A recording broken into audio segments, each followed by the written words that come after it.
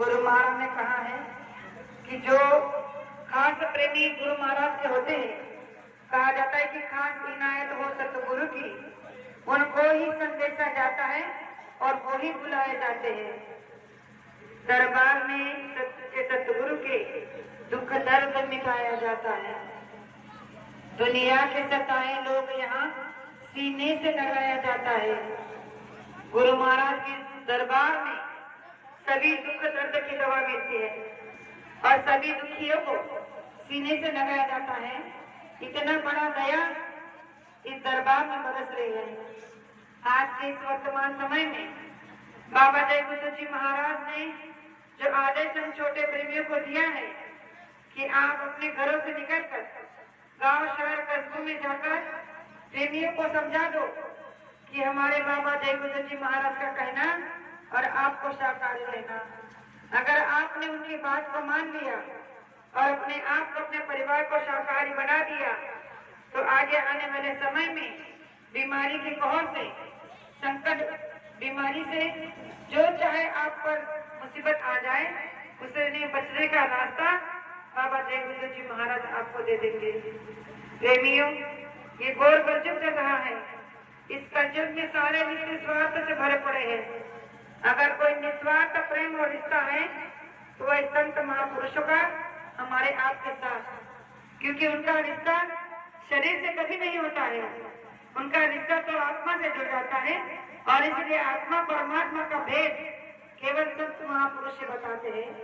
तो बाबा जय गुरु जी महाराज इस भेद को बताते हुए हम सबको ये बात बता रहे हैं कि प्रेमियों, जो मांस मछली का सेवन करता है, मांस मीन मांस का सेवन करता है, उन प्रेमियों के लिए उनका एक गीत का संदेश है कि अभी भी आपके पास समय है, आप सुधर जाओ। कहा है कि मीन मांस करी जो आरा, 64 जन्म गीत अवतारा। कहा है कि मीन मांस का मतलब जिसने भी मांसाहार का सेवन कर लिया तो मरने के बाद उसे गिद्ध नाम का जो प्राणी है, जो मरे हुए जानवरों को नोच नोच कर खाने का काम करता है, उसे गिद्ध नाम के प्राणी के जन्म में योनि मिलती है। तो गुरु महाराज ने कहा कि यह मनुष्य शरीर बड़े ही परम सौभाग्य से मिला है, जो बार बार नहीं मिलता।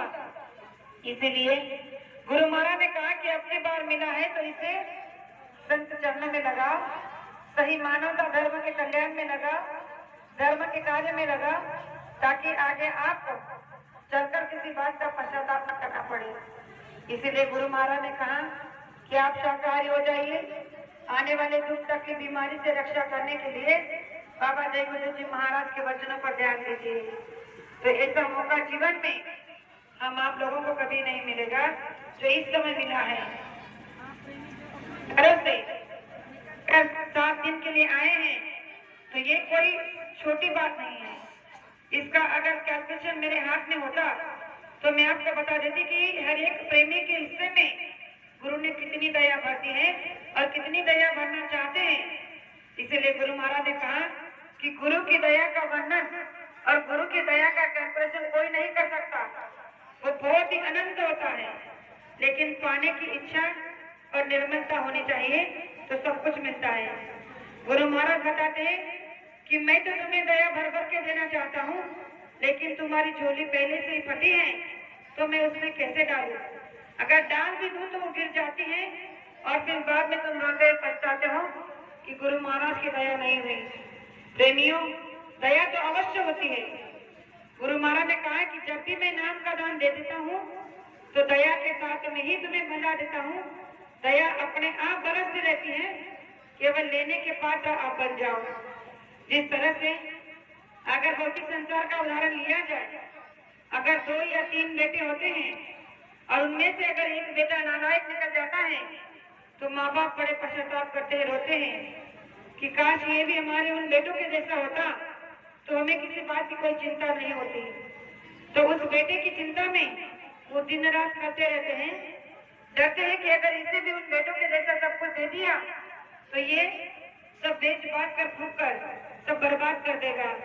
तो गुरु महाराज चाहते हैं कि मैं भी वही चाहता हूँ कि तुम मेरे ऐसे बेटे लायक बन जाओ कि कभी भी मैं अगर आपको देना चाहूँ तो ये कभी ना सोचूं कि मेरा बेटा या मेरी बेटी ये देने के लायक नहीं है। हम पर गुरु को फक्र होना चाहिए। इस तरह से हमारे रहने कहने, आचार विचार सब कुछ होना चाहिए। गुरु महाराज ने कहा कि केवल सत्संग सुन लेने से सत्संग आपके अंदर उतर नहीं जाता, सत्संग के वचनों को अमल में लाना पड़ता है, तब कहीं जाकर सत्संग का नशा चढ़ता है। एक बार एक प्रेमी ने गुरु महाराज से पूछ लिया था कि मालिक, मैं तो रोज सत्संग में आता हूँ, लेकिन फिर भी जो है मुझे सत्संग समझ में नहीं आता, सत्संग मेरे अंदर उतरता ही नहीं, पता नहीं क्या बात है। गुरु महाराज ने कहा कि ठीक है, कहा कि जाकर एक शराब की बोतल लेकर आओ। अब वो सोचने लगा कि गुरु महाराज और शराब की बोतल की बात कर रहे हैं, लेकिन कहा है तो कोई रात की बात होगी। गया और एक शराब की बोतल लेकर आया तो गुरु महाराज ने कहा कि इसे खोलो और कहा कि इसकी एक घूंट लो और बाहर फेंक दो। कहा कि इसका हर एक घूंट लेकर कुल्ला कर बाहर फेंकना है, पेट में एक बूंद भी नहीं जानी चाहिए। प्रेमी ने वैसे ही किया, पूरी शराब की बोतल को खाली कर दिया, एक बूंद पेट में नहीं गया। और जब बोतल खाली होकर फेंक दी तो गुरु महाराज ने उससे पूछा, बेटा नशा आया? उसने कहा कि कैसे आता, जब पेट में एक बूंद भी नहीं गया तो नशा कैसे चढ़ेगा? तो गुरु महाराज ने कहा कि यही सत्संग का महत्व है। सत्संग में बैठते जरूर हो, लेकिन सत्संग के वचनों को सुनते नहीं हो, सुनकर पीते नहीं हो। जब तक सत्संग को सुनकर अमल में लाओगे नहीं, उसे भूलोगे नहीं, चुनोगे नहीं, तो कैसे नशा चढ़ेगा? इसीलिए प्रेमियों, हम आप जो घर बार छोड़कर निकले हैं तो ये खाने पीने और मौज मस्ती के लिए नहीं, ये तपस्या हो रही है। और इस तप में हमें अपना ज्यादा से ज्यादा ध्यान, ज्यादा से ज्यादा समय प्रचार में देना चाहिए, सत्संग में देना चाहिए, गुरु के वचनों पर ध्यान देने में देना चाहिए। क्योंकि ये मौका अगर इस बार हाथ से चला गया, फिर यही होगा कि कहाँ गया था पता नहीं, क्या लाया कुछ नहीं। तो इसीलिए मैं ज्यादा ना कुछ कहते हुए आपसे यही बार बार कहना चाहूंगी कि ये मौका बड़े सौभाग्य से मिला है, तो इसका एक एक पल कीमती है, उसे सोना बना लो। हो सकता है कहने में, बताने में कोई बात ऐसी निकल गई हो जो मुझे नहीं बतानी चाहिए थी, तो आपकी छोटी बहन बेटी समझकर माफ करना, इसे आशा करती हूँ। और मेरे दोस्तों को यही विराम देना चाहती हूँ। जय गुरुदेव।